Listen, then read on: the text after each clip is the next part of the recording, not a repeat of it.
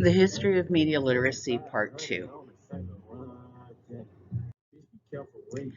While the penny newspaper wars and yellow journalism were still going concerns, a new technology came into being.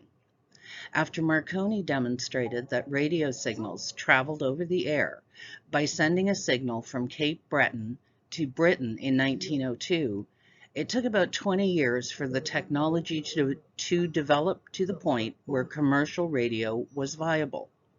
This new technology brought news, entertainment, and music right into the comfort of people's living rooms.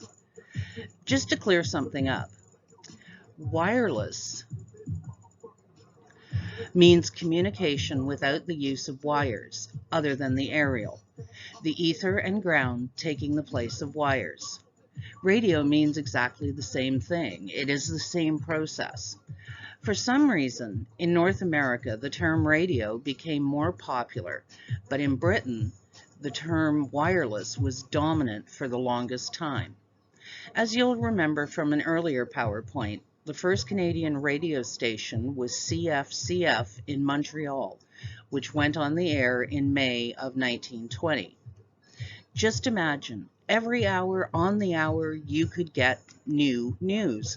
No more waiting for the next morning to hear about what was going on. The radio news readers could give you updates a lot faster, and not only did you get the news. The wireless brought more than just news. You could now, after a long day of work, sit in your parlor, a fancy word for living room, and listen to orchestras broadcasting from famous venues in New York or London or Paris or Chicago. You could also listen to radio dramas and mysteries. That meant you didn't have to leave your home for any form of entertainment, and most of it, at least in North America, was free, except for the commercial from the various show's sponsors.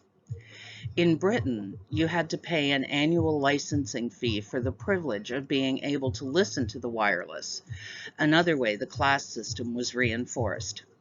Most middle class and some working class people were able to afford a license, but the very poor couldn't, thereby being left out of media literacy advancement. In North America, TV arrived in the early 1950s.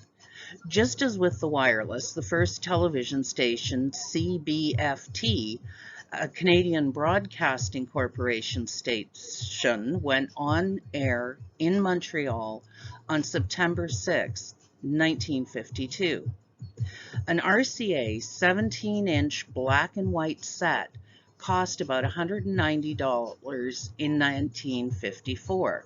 That's the equivalent of $2,031 in 2022. Again, this meant that the upper and middle classes could squeeze the cost of the new medium into their family budgets, but working classes were again left out. After a little digging, I calculated that a waitress would earn, before taxes, about $2,000 a year. Rent would have been about $50 a month or $600 a year. That left $1,400 for food, clothing, utilities, and medical care. This was a time before OHIP. Finding $190 might have been a bit of a stretch. All of this is to make you aware that not everyone was invited to the media literacy party, and we have to be very aware that some groups have always been left out or left behind in media access. In North America, the age of the home PC arrived in 1984 when Steve Jobs of Apple unveiled the Macintosh 128K. It had a price tag in 1984 of $2,500, which is the equivalent of $6,900 in 2022 dollars.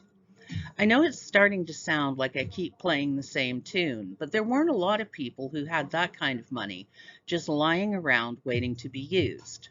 Oh, and just for fun, the computer had no internet access because the internet wasn't a thing in 1984.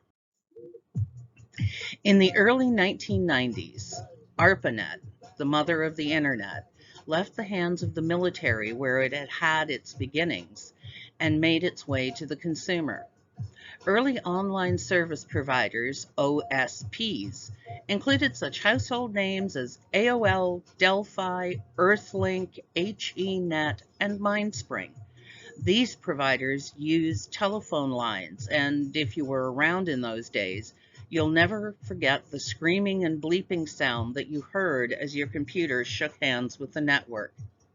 AOL is really the grandmother of all OSPs, as it launched in 1985, just a year after Apple's Macintosh. If you're interested in learning what the screaming and bleeping sounded like, check out the QR code on this slide. The big shift. Until the advent of mass media, the concerns people had revolved around who had access and what kind of information they had access to, and what kind of information they were allowed to have access to. With the introduction of wireless television, movies, and the internet, the concern became analyzing and evaluating the media that people were exposed to. In the 20th century, media is everywhere. Advertisements, television, feature films, radio broadcasts, and more. As you've already heard, restricting access has had a long and somewhat inglorious history. From the earliest days of the printing press, some wanted to restrict what people saw. The 20th century was no different. From the earliest days, there were folks who wanted to protect the vulnerable from things that they didn't think certain groups should see.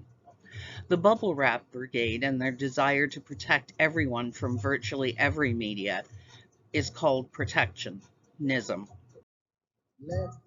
David Buckingham, a media scholar, tells us that protectionism comes in different forms. Cultural defensiveness is about snobbery. It argues that some media areas have less cultural value than others. In the early 2000s, a lot of people who were in their 40s and older complained bitterly about the new rap and hip-hop musical styles that were hitting the mainstream. People like that, people like me to be honest, were engaged in cultural defensiveness. People who would argue this point are those who look back at an earlier and, in their minds, better time. They would, for example, argue that the storytelling of the original Star Wars trilogy is better than any of the more recent Star Wars movies. That sitcoms like Leave It to Beaver are better than sitcoms like Bel Air. The people who are cultural defenders can also be seen as cultural conservatives. In the 1950s and 1960s, when TV got really popular and affordable, the cultural defenders, who were academics and educators, argued that TV was going to rot everybody's brains and that we'd end up with a generation of idiots.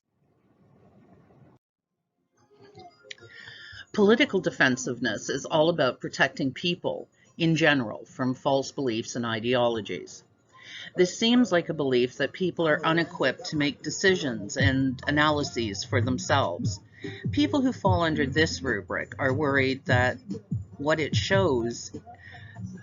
media shows, is secretly working to sway people's thinking about various issues or creating public reaction to certain other issues. They believe these secret messages are propaganda and/or subliminal messages, messages that you don't consciously register but unconsciously absorb, and that these messages are causing people to support specific causes and issues. In 1950s, there was a real, genuine concern among this group of people that Hollywood studios had too much power. In the US, government committees were established to get rid of communist influences in the movie industry. This led to some horrible hearings where people were asked, "Are you now or have you ever been a member of a communist organization?" Fearing for their careers, the people testifying would name other people who they thought might be communist. This in turn led to more testimonies and many careers were ruined. And some careers were ruined because people refused to name names, and that was seen as a sign of their un-American leanings. Advocates for moral defensiveness are highly worried about sex, violence, and consumerism in the media. These people are worried that young minds are going to get ruined and that children will become violent by being exposed to certain media. For example, if children are allowed to play GTA, they will immediately become horrible drivers and run over pedestrians at will and hold up old ladies at gunpoint. The problem with this view, in my opinion, is that it can create something called a moral panic. The minds of our children are being corrupted is the moral defender's battle cry. Moral panic. This term, coined by South African sociologist Stanley Cohen, means, quote, a reaction of the public to a perceived threat to social norms, end quote. A moral panic works this way. A new type of media product makes its way to market. Parents, teachers, and lawmakers learn about this new product, let's say video games. They take a brief look at the product, see things they don't understand or like, and decide that the product is a threat. Next, these folks are out protesting, writing letters, demanding that laws be changed so that their children aren't exposed to these horrible products. One of the reasons that there are explicit content warning labels on music is because of the moral panic around rap music. The trouble with moral panic is that the charge is often led by the dominant groups in society, and the targets are often marginalized groups. Moral panics are often based on stereotypes. You know stereotypes, all women are bad drivers, all Asians are good at math, and those are just some of the less offensive ones. Also, racism, we all know what that is, or sexism. If you're watching a music video and the rapper sparks up, will that make you run out and start smoking? Will seeing someone drink a glass of wine start causing you to buy bottles of whiskey? Will seeing someone bump and grind lead you to bump and grind elsewhere, IRL? That's what people who are concerned about the content of messages think. Seeing a behavior will cause children and other vulnerable people to emulate or copy the behavior they see. In the 1960s, Canadian intellectual and media theorist Marshall McLuhan began to shift the focus away from media defensiveness in all its ugliness and argued that giving children and students the power to understand and use the media could actually help them navigate the real world better. Having a critical understanding of the media and the way that it works could make you a better citizen. McLuhan used media to share his theories with the public. He did lots of talk shows and wrote some best-selling books. Spoiler alert, McLuhan's books are hard to read and even harder to deconstruct. This, the medium is the message, is one of McLuhan's most famous quotes. And it says that how we communicate, the channels we use, are more important than the message we're sending in the first place. McLuhan wanted people to study how the content was delivered, in addition to the content itself. Another McLuhan quote, "We shape our tools, and then our tools shape us." It's not only the message that affects us, he's saying, it's the platforms too. How and what I share on Facebook is very different than how and what I share on Twitter. The personal and social consequence of any medium, that is, any extension of ourselves, result from the new scale that is introduced into our affairs by any new technology. What this quote means is that any new medium changes how we think. The message isn't what's important. It's how the message's delivery changes our relationship with the outside world. Look at Facebook. Since it went public, generations have formed new habits around sharing online with friends and family. Facebook, as a medium, influences not only what people say, but when and how they say it and to whom it is said. In the wake of McLuhan, scholars started to look at how media serves the dominant groups in society by keeping stereotypes alive, as well as reinforcing social inventions like race and gender. Media literacy's focus is now about preparing people to both receive and create messages. We know that we're swimming in an ocean of media, so digital literacy and news literacy have become very important tools for all of us to both have and use regularly. And media advocates are now asking, when do consumers become creators? How does media help audiences make decisions? And how can we empower media users from a young age? Digital literacy is the set of skills required to use digital media. Knowing how to access the internet, how to send an email, or what a meme is. But digital literacy is also knowing how not to get catfished or fall for internet scams or not getting addicted to your mobile apps. News literacy is the set of skills needed to navigate the new media in particular. The skills of knowing what sources are trustworthy, how to share news responsibly, and knowing how news is gathered, just to begin with. Fake news is back with a vengeance, with people claiming that horse dewormer will cure COVID or that the earth is flat. So it's really important for people to know what the truth means and this is hard, how to avoid ending up in a bubble where all your news comes from people who already share your opinions.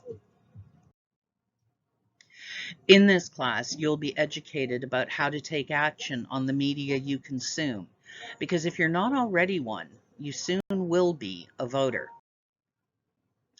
Other people who advocate and study media are fighting for net neutrality and both for and against industry regulations to make sure that information keeps flowing and flowing freely. If information is gated, we're back to the time when princes and kings decided what information the peasants got and when. When media or a medium is news, there will be cycles of concern, and some people will feel that their safety, culture, and well-being are being threatened. This is nothing new. It's been happening since Socrates and Gutenberg's printing press, and will continue to happen as new media are developed and released. Having the above skills, the ability to think critically, being tech savvy, and having some historical context, thanks to Jay and the crew at Crash Course, you now have lots of historical context. You'll be ready for virtually anything that the future will throw at us. Thanks for sticking with me.